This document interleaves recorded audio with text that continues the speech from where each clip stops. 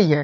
त्रिकोणमिति के अलावा गणित की कोई ऐसी शाखा नहीं है जो उसके मध्य स्थान को ले सके। हेलो दोस्तों, कैसे आप लोग? उम्मीद करते हैं आप लोग मस्त होंगे, स्वस्थ होंगे और तंदुरुस्त होंगे और 2025 के बम्पर तैयारी के लिए बहुत ही मेहनत आप लोग कर रहे होंगे।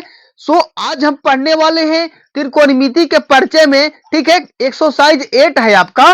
ठीक है, एक्सरसाइज 8 है और यह एनसीईआरटी से है। ठीक है ना, ये जो चैप्टर पढ़ा रहे हैं एनसीईआरटी से है और त्रिकोणमिति का देखिए, कोई भी चैप्टर पढ़ने से पहले उसके बारे में जानिए वो चैप्टर क्या है, उसके बारे में क्या, उस चैप्टर में किस चीज के बारे में पढ़ना है, उसका उपयोग किस लिए किया जाता है।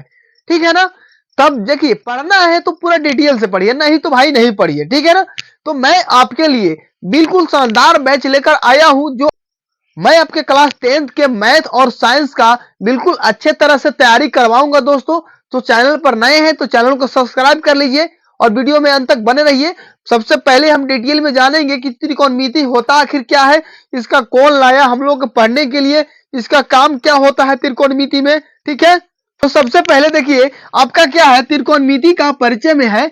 ये आपका एनसीईआरटी का है, क्लास 10वां का। ठीक है ना, क्लास 10th में ये आपका एनसीईआरटी का है, एक्सरसाइज 8 है। कॉपी निकालिए, पेन निकालिए और नोट करते जाइए प्यारे दोस्तों। ठीक है ना, देखिए कह रहा है नोट नंबर क्या है 1, त्रिकोणमिति किसने दिया। त्रिकोणमिति जो चैप्टर है हम लोग को क्लास 10th में पढ़ने के लिए, जो आपका एनसीईआरटी में एक्सरसाइज 8 में है, ठीक है ना, 8 में है, वो कौन दिया हम लोग को पढ़ने के लिए। तो जो जेएफ हर्बर्ट थे ना, जेएफ हर्बर्ट, उन्होंने हम लोग को दिया था। ठीक है ना, कि आप लोग भाई त्रिकोणमिति को पढ़िए, कम समय में ही क्या कीजिए, ऊंचाई को निकाल लीजिए या दूरी को निकाल लीजिए, चौड़ाई को निकाल लीजिए। ठीक है, तो जेएफ हर्बर्ट जो थे वो कब दिए थे त्रिकोणमिति को? 1890 ईस्वी में। कब दिए थे? 1890 ईस्वी में त्रिकोणमिति चैप्टर को हम लोग को दिए थे। ठीक है ना, उसके बाद नोट नंबर दूसरा क्या कर रहा है, त्रिकोणमिति के अलावा गणित के कोई ऐसी शाखा नहीं है। त्रिकोणमिति के अलावा गणित की कोई ऐसी शाखा नहीं है जो उसके मध्य स्थान को ले सके। अब भैया बोलिएगा काहे नहीं ले सकते हैं, मैथ इससे बहुत ही अच्छा मैथ है, लेकिन त्रिकोणमिति की जगह क्यों नहीं ले सकता है? क्योंकि इसको जो प्राचीन काल में जब था ना, प्राचीन काल में इसको क्या करते थे साइंटिस्ट लोग, क्या करते थे ना, ग्रह से, पृथ्वी से ग्रहों के बीच की दूरी इसको ज्ञात करते थे, इससे, त्रिकोणमिति से। और हम लोग आज पढ़ रहे हैं इसी के बारे में। तो देखिए सबसे पहले जो था, त्रिकोणमिति के अलावा कोई ऐसा गणित नहीं है, गणित की शाखा नहीं है जो त्रिकोणमिति के क्या उसकी जगह ले सके। ठीक है ना, अब देखिए त्रिकोणमिति का मतलब क्या होता है। देखिए त्रिकोणमिति का सबसे पहले जान लीजिए ना कि त्रिकोणमिति का जो व्युत्पत्ति हुआ है वो ग्रीक शब्दों से हुआ। कहां से हुआ है? ग्रीक शब्दों से हुआ त्रिकोणमिति का व्युत्पत्ति। अब देखिए ट्राइगोनोमेट्री है। ट्राइगोनोमेट्री क्या होता है ना, ट्राइगोनोमेट्री, ट्राई मतलब 3 होता है, ट्राई मतलब क्या होता है? 3, ट्राई मतलब 3 होता है। गोन मतलब क्या होता है? भुजा, गोन मतलब भुजा। ठीक है ना, अब मेट्री मीन्स माप होता है प्यारे बच्चों। ठीक है, मेट्री मीन्स माप होता है। ठीक है ना, यानी कि जिसमें 3 भुजाओं का माप किया जाता है, जिसमें 3 भुजाओं का माप किया जाता है ना, उसको क्या बोलेंगे? त्रिकोणमिति बोलेंगे। ठीक है ना, ट्राइगोनोमेट्री बोलेंगे, हिंदी में त्रिकोणमिति बोलते हैं, जिसमें 3 भुजाओं के मापों के बारे में बताया जाता है। ठीक है, त्रिकोणमिति में। उसके बाद देखिए नोट नंबर तीसरा, देखिए आपका क्या रहा, त्रिकोणमिति में एक त्रिभुज की भुजाओं और कोणों के बीच संबंधों का अध्ययन किया जाता है। त्रिकोणमिति में भाई क्या किया जाता है? तो त्रिकोणमिति में क्या किया जाता है, एक त्रिभुज की भुजाओं और कोणों के बीच संबंधों का अध्ययन किया जाता है। यानी कि उन कोण और भुजा के बीच का संबंध है ना, उसके बारे में क्या किया जाता है? अध्ययन किया जाता है। चलिए उम्मीद करते हैं आप लोगों को समझ में आ रहा होगा। अब उसके बाद देखिए ना, नोट नंबर चौथा, प्राचीन काल में त्रिकोणमिति पर किए गए कार्य का उल्लेख।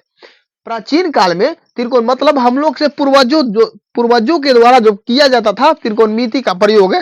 ठीक है ना, मिस्र और बेबीलोन से बेबीलोन में क्या होता है? मिलता है। ठीक है ना, प्राचीन काल में इसका बहुत ही उपयोग किया जाता था प्यारे बच्चों। ठीक है ना, किसका? त्रिकोणमिति का। उसके बाद देखिए नोट नंबर 5 क्या कर रहा है, नोट नंबर 5, प्राचीन काल में खगोलविद त्रिकोणमिति का प्रयोग, खगोलविद त्रिकोणमिति का प्रयोग ग्रह जो है ना, ग्रह और तारों के बीच की दूरी के पता लगाने के लिए किया जाता था। ठीक है, अगले पॉइंट की ओर हम लोग बढ़ते हैं। अभी भी चैनल को सब्सक्राइब नहीं किया है तो जल्दी से सब्सक्राइब कर लीजिए, क्योंकि मैं आपको बिल्कुल डिटेल से पढ़ाने वाला हूं दोस्तों। ठीक है ना, तो चैनल को सब्सक्राइब कर लीजिए, वीडियो को अपने दोस्तों के पास शेयर कर दीजिए। ठीक है, चलिए अगले पॉइंट की ओर हम लोग बढ़ते हैं। दोस्तों अगला पॉइंट देखिए क्या कर रहा है ना, कोनों के त्रिकोणमितीय अनुपात क्या होता है। कोण जो होते हैं उसका त्रिकोणमितीय अनुपात क्या होता है हम आगे जानेंगे। इससे पहले अभी भी चैनल को सब्सक्राइब नहीं किया फिर बच्चों कर लो, दोस्तों कर लो यार, करने में क्या जाता है आप लोगों को, ठीक है। मैं आप लोगों के लिए इतना मेहनत कर रहा हूं तो कुछ तो बनता है मेरे लिए भाई, तो कर लीजिए जल्दी से। हम जानेंगे कि कोनों के त्रिकोणमितीय अनुपात क्या होता है। अब बोलोगे भैया त्रिकोणमितीय अनुपात के बारे में हम पढ़वे नहीं किए, हम लोग का सर पढ़ावे नहीं किए हैं। तो देखिए हम पढ़ाते हैं हम लोगों को त्रिकोणमितीय अनुपात क्या होता है। कह रहा है इस अध्याय में यानी कि त्रिकोणमिति में, इस अध्याय में त्रिकोणमिति में हम एक समकोण त्रिभुज की भुजाओं के कुछ अनुपातों का उनके न्यून कोणों के सापेक्ष अध्ययन करेंगे। कोई भी समकोण त्रिभुज के उसके न्यून कोणों के बारे में अध्ययन करेंगे, वही तो त्रिकोणमितीय अनुपात है मेरे दोस्त।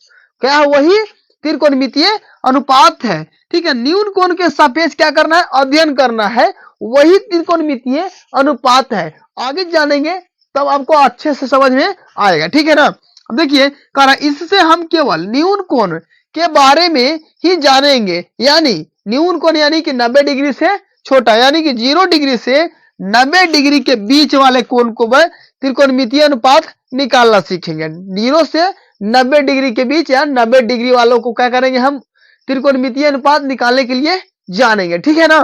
देखिए त्रिकोणमितीय अनुपात क्या है, हेडिंग आपका क्या है त्रिकोणमितीय अनुपात। क्यों, क्योंकि हम त्रिकोणमितीय अनुपात के बारे में पढ़ रहे हैं ना। चलिए तो देखिए कह रहा है त्रिकोणमितीय अनुपात में सबसे पहले मान लिया जाए हम एक समकोण त्रिभुज ले लिए। क्या लिए, समकोण त्रिभुज ए बी सी क्या लिए, समकोण त्रिभुज लिए, ठीक है ना। इसमें देखिए ये आपका क्या है कर्ण है, क्या है आपका कर्ण है। उसके बाद कोण सी के संलग्न भुजा, कोण सी के संलग्न यानी कि कोण सी का मतलब होता है यानी कोण सी से सटे भुजा, कोण सी से सटे भुजा कौन है आपका, तो ए है आपका बीसी, कौन है बीसी है आपका संलग्न भुजा। किसका, कोण सी का, किसका कोण सी का संलग्न कौन है बीसी है, ठीक है प्यारे बच्चों। अब उसके बाद देखिए कह रहा ना कोण ए के संलग्न भुजा था। कोण ए के भैया कौन है, कौन देखिए कोण ए आपका ई है, कोण ए कौन है ए है, तो ए के संलग्न भुजा क्या हो जाएगा ए बी हो जाएगा, क्या हो जाएगा ए बी। अब इसी में हम लोग त्रिकोणमितीय अनुपात निकालना, अनुपात के मतलब होता है बट्टा भाग, बट्टा भाग, ठीक है ना। अब देखिए कह रहा है ना कि ए कोण ए का साइन, कोण ए का साइन बराबर कोण ए की सम्मुख भुजा, कोण ए के सम्मुख भुजा था। कोण ए के सम्मुख भुजा कौन है, कोण ए के जो है सम्मुख भुजा कौन है, सामने वाला भुजा कौन है ए, देखिए कोण ए के सामने वाला भुजा आपका जो है बीसी है, कौन है बीसी, सम्मुख यानी सामने, सम्मुख यानी सामने, ठीक है ना। तो कौन कह रहा है कोण ए की सम्मुख भुजा कौन है बीसी है, तो यहाँ पर हम बीसी लिख दिए। कोई दिक्कत है भाई, नहीं दिक्कत है। चलिए उसके बाद कर्ण कर रहा था, कर्ण आपका कितना दिया है ए और सी, ए और सी कर्ण दिया हुआ है। तो देखिए कर्ण आपका क्या हो गया एसी हो गया, ठीक है ना। वो वाला एसी कूलर वाला एसी नहीं समझ जाइएगा, ठीक है। यहाँ भुजा का नाम है एसी। उसके बाद देखिए जो आपका तो ये आपका क्या हो गया त्रिकोणमितीय अनुपात हो गया, बीसी बटा एसी क्या हो गया मेरे भाई त्रिकोणमितीय अनुपात हो गया। अब इसी के बारे में जानेंगे कि साइन थीटा बराबर क्या होता है सूत्र, कॉस थीटा बराबर क्या होता है सूत्र, ठीक है ना। टैन थीटा बराबर क्या होता है, कोसेक थीटा बराबर क्या होता है, सेक थीटा बराबर क्या होता है, यही के बारे में जानेंगे मेरे पास। तो वही क्या है त्रिकोणमितीय अनुपात, हम लोग इसी से निकालने के लिए सीखते हैं, ठीक है ना। कि साइन थीटा बराबर क्या होता है तो पी बटा एच होता है, कॉस थीटा बराबर क्या होता है तो बी बटा एच होता है। यही से भाई यही से निकालने के लिए सीखेंगे, तो वीडियो में बने रहिए, अंत तक बने रहिए, ठीक है ना। चलिए अब देखिए एक का कोसाइन, एक का कोसाइन, कोसाइन यानी कॉस, कोसाइन यानी कॉस, ठीक है ना। कौन ए का कोसाइन, ए का कोसाइन कह रहा है कि कौन ए का कोसाइन बराबर कौन ए की संलग्न भुजा। अरे भाई कौन ए के संलग्न यानी कि कौन ए के सटल भुजा कौन है, तो कौन ए के संलग्न भुजा कौन है ए अभी, ए अभी कौन ए के संलग्न भुजा ए बी। तो देखिए यहाँ पर क्या हो गया